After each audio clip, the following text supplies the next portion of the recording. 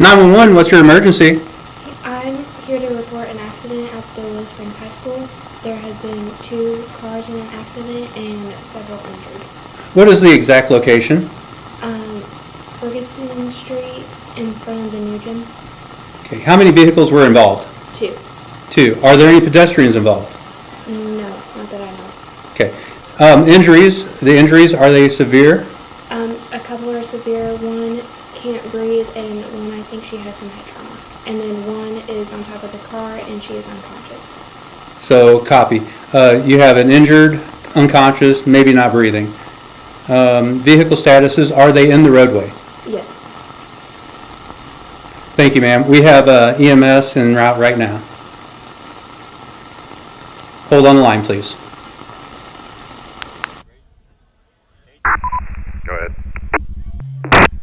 We have a 2-vehicle MVA, multiple injuries on North Ferguson in front of the high school gym. 10-4, show myself, 405, 409 responding. Would you go ahead and dispatch fire and EMS to that location? 400 to Willow Springs Fire Department and Willow Springs Ambulance.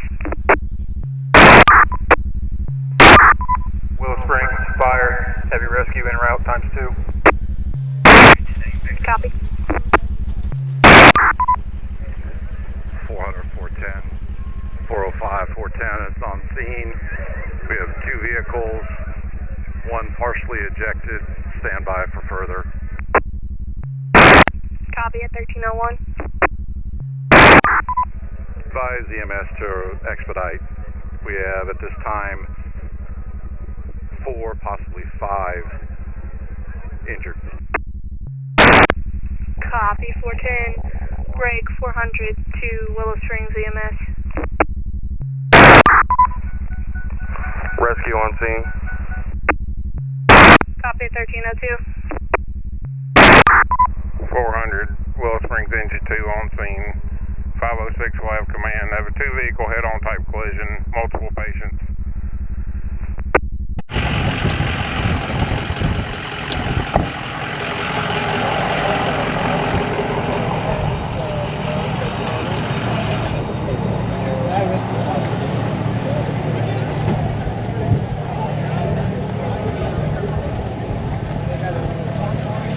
So, one over on the ground, difficulty breathing, obvious, possible J4 here, non-responsive, unresponsive on the passenger rear side, and at this point we got to just stay in the car.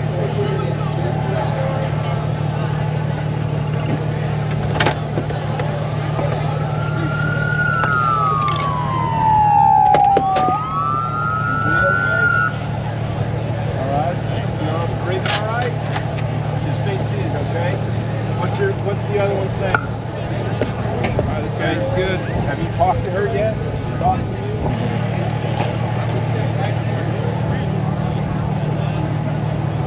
All right, what is your name? Everett. Okay. Everett, I'm placing you under arrest right now for driving under the for driving under the influence of intoxicating liquor. You have the right to remain silent. Anything you say, you got to listen to me. You have the right to remain silent. Anything you say can or will be used against you. No. Okay, all right.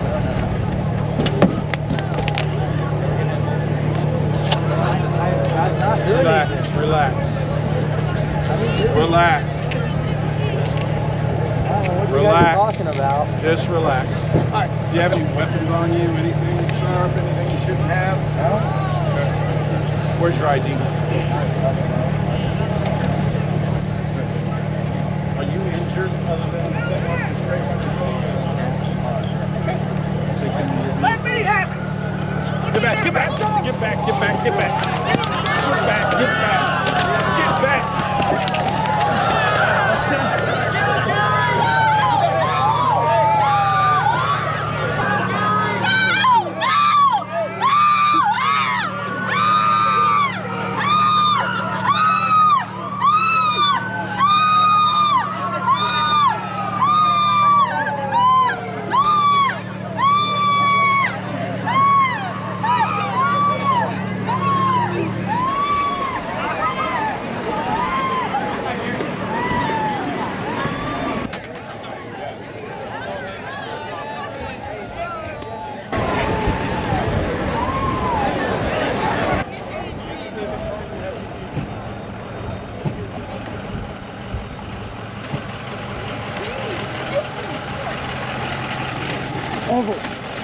drive.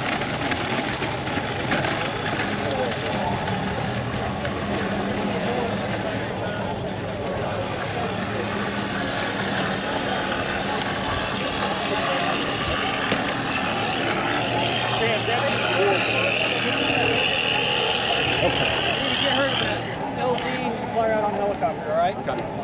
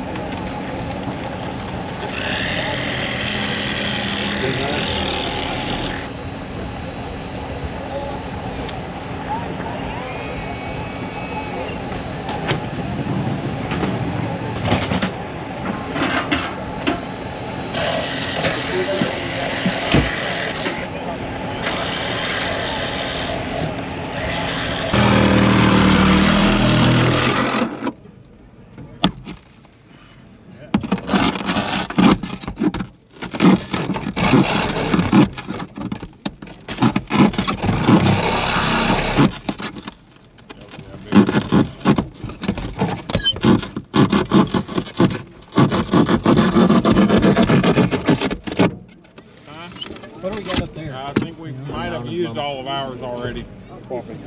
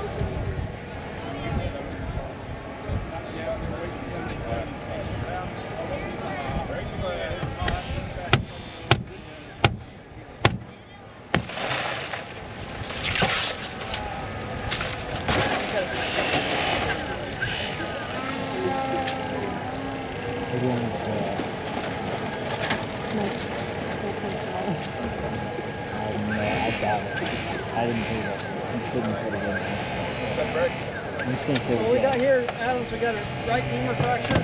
He's been conscious, but he's had some shortenings, a little bit of swelling there, so he's going to come to the trauma center. Hey, Mom, you take Jeff, I got these two. You take Jeff Ward, I got these two.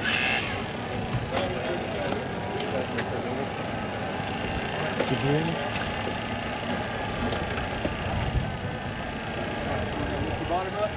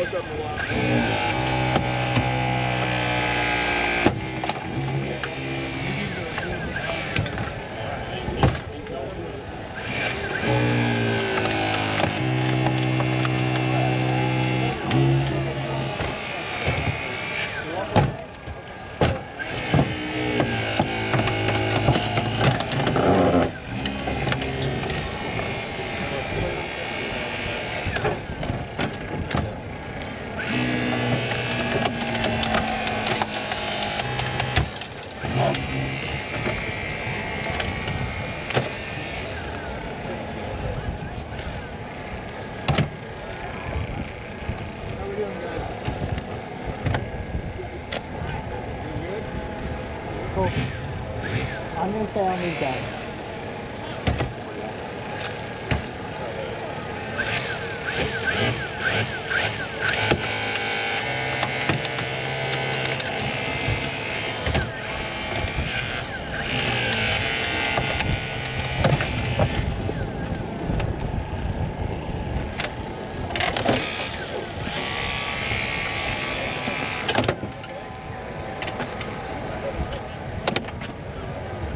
We're out of anywhere?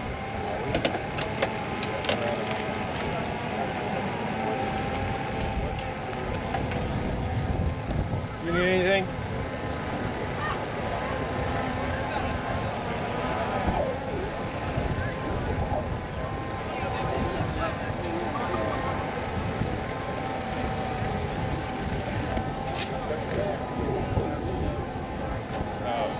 Just have a seat over on the curb over there. Where's my...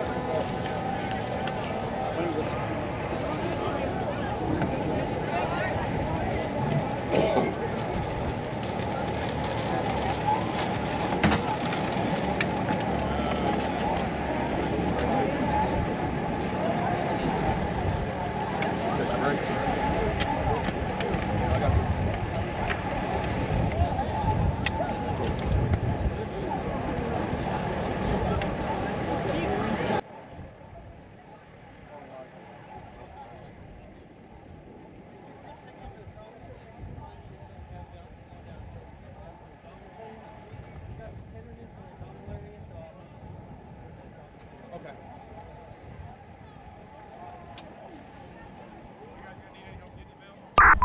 Would you go ahead and notify coroner's office to respond to our location? Copy at 1311. 10-4. 400, 410. Go ahead. Do we have an ETA for the coroner? Negative. Would you like me to contact and get an ETA? 10-3. Copy at 1319. 410, 400.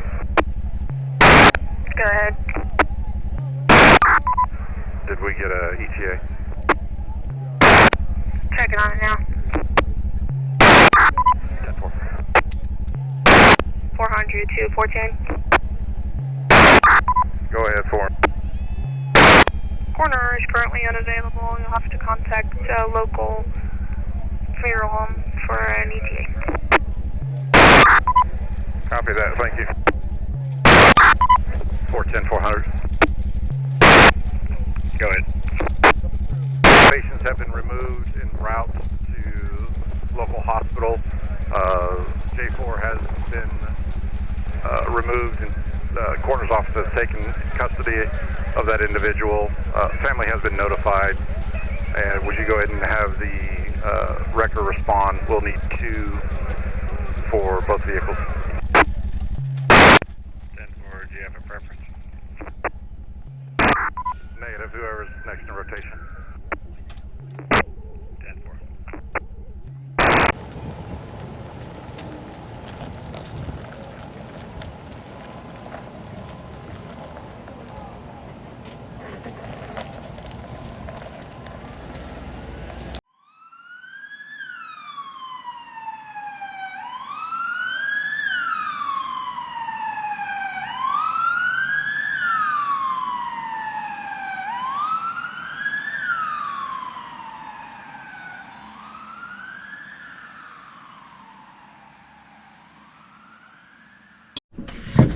All right.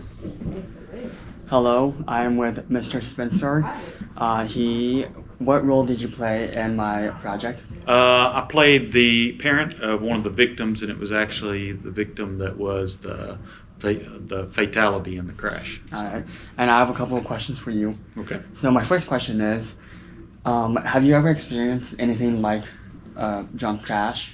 Yeah, I've never been in a crash myself, but when I was growing up, we were pretty close to our next door neighbors, and one of the girls, one of their daughters that lived next door, she had just gotten engaged, and her fiance then, from from what I understand, was out celebrating and actually had been drinking, and then he went out driving and unfortunately was in an accident and lost his life that night. So what should have been a very, very happy time for them turned into an incredible tragedy, not just for them, but the entire community as well, because I grew up in a small community.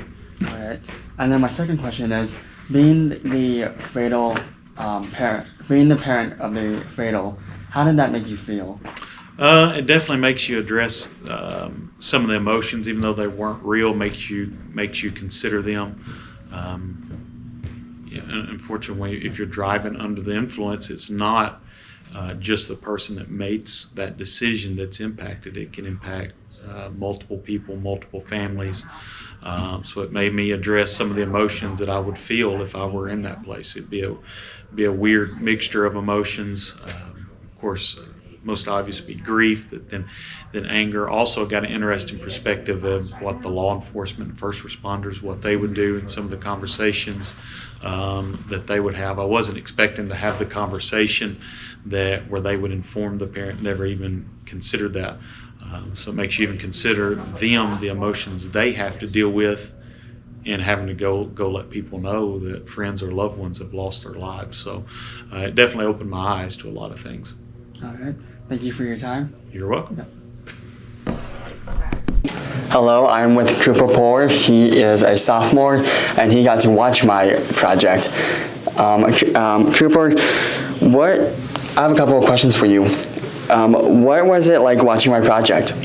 It was very well done, or not necessarily reenactment, but visualization of what a drunk driving accident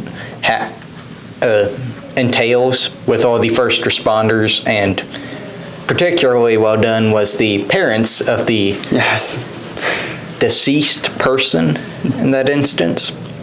It was very well done. It was a reenactment, so obviously everyone went home. It didn't have the effect of a real car crash, but it was still a very good and not dramatized version of what would happen in the event of an accident. So I must say it was very well done, and probably if people bothered paying attention and weren't making the dark jokes of, oh, old Mary Spencer's dead on the hood, then they probably would have gone. That was very well done, and just thought a bit about it. Thank you. And my second question is, do you think the drinking age should change? There's idiots in every age group, I must say. So I don't think that changing the drinking age will stop it. I think what really needs to be done would be to change the culture to where drinking, they've got a sort of a moderation stance towards it. You shouldn't get blackout drunk to where you do think drinking and driving is a good idea.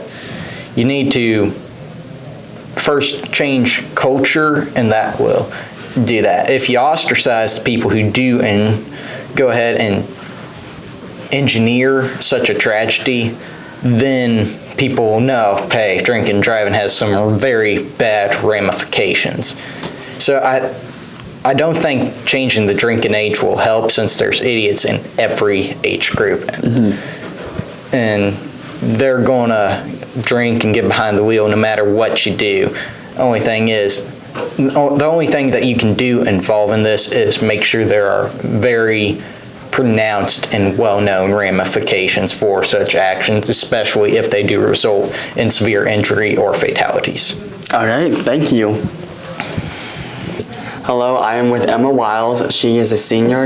And Emma, what role did you play in my project? I was the 911 caller. All right, and I have a couple of questions for you. The first question is, did you learn something new during my project? I did. I didn't know exactly what happened during like a 911 call, but during this project I learned you stay on the phone with them the whole entire time, and what it's really like to actually call 911, because I feel like in the movies it's just really fast and everything, but in real life you're so nervous and everything that you're just kind of stumbling everywhere, so it takes a little longer than what people actually expect. Mm-hmm. And my second question is, how do you think drinking and driving will affect the rest of your life? I feel like people don't really actually take and consider what can actually happen, because many people some like the drunk driver can come out of the accident perfectly fine, but then the one that actually wasn't drunk, doesn't survive. And then, or you can be completely like paralyzed the rest of your life. Like there's serious like consequences to your actions. And I feel like people don't really actually take that in consideration. All right, thank you.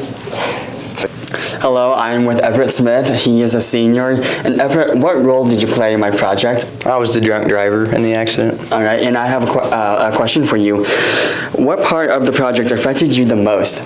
So I have two parts to this question. The first one would be the aggression faced towards the drunk driver. So like as I was getting arrested, we had the parent of the fatality come up and like try to attack me, and that was something I kind of knew was going to happen, but I wasn't really expecting it to happen right then and there. So that was really like an eye opener to me. And then also riding in the back of a police car, like I always knew that I'd never want to get arrested or anything like that, but like sitting back there and like to see, I just remember being super uncomfortable and just like watching everybody as I was getting drove away, and like the whole process of getting arrested, just not very fun. So I wouldn't ever want to go through that. Yeah, thank you, Everett. You're welcome. Hello, I am with Katie Spence. She is a sophomore. And Katie, what role did you play in my project? I was a serious injury. I had head trauma. All right, and I have a couple of questions. So for the first question, if you were in a fatal accident, how do you think others would react? I think it would be really hard on the community and my friends and my family, because I was a part of my family. I was a part of the community, and it would just be a really emotional time for everybody. Yeah. And my second question is, do you think that the drinking age should change? I think it's okay as it is, because at that point you've been an adult for 3 years, and no matter what age, you're always going to have people that are irresponsible with it. So I think they just need to learn more about like projects that you're doing and be responsible with it. All right, thank you. Hello, I am with Chloe Jones. She is a junior. And Chloe, what part of my project, what role did you play in my project? I was one of the 2 serious injuries. I had a collapsed lung, so yeah. All right, and I have a couple of questions for you. All right, so the first question is, what part of the project affected you the most? The part that affected me the most was just like seeing how serious it was. Like after Mary's parents got in like that big old tussle that they got into, that was pretty serious, and it just kind of like set in on how serious it is to drink and drive. And then my second question is, do you think that the drinking age should change? So I actually don't think it should change. What I think should change is that people buying for underage people. I feel like 21 is a mature enough age, but I think the problem is the people that are old enough to buy are buying for these younger kids, and that just can't happen, because obviously these kids are too immature to be able to be responsible to not drink and drive. All right, thank you for those answers. Yep. Thank you. Yep. Hello, I am with Mary Spencer. She is a senior. And Mary, what role did you play in my project? I was the fatality. All right, and I have a couple of questions to ask you. First question is, what have you known about drinking and driving, and did you learn something new about my project? We've always been taught at school about drinking and driving and the serious effects of it, but I think just being in your project really showed me how it affects the families of those injured by drinking and driving. I never really considered that before, how emotionally draining it is for those families to have somebody die so unexpectedly due to somebody's irresponsibility. And second question is, have you ever experienced anything like this or know someone? I have not, and I'm very grateful for that. Yes. And do you know anyone that has? I don't believe I do. All right. Thank you, Mary.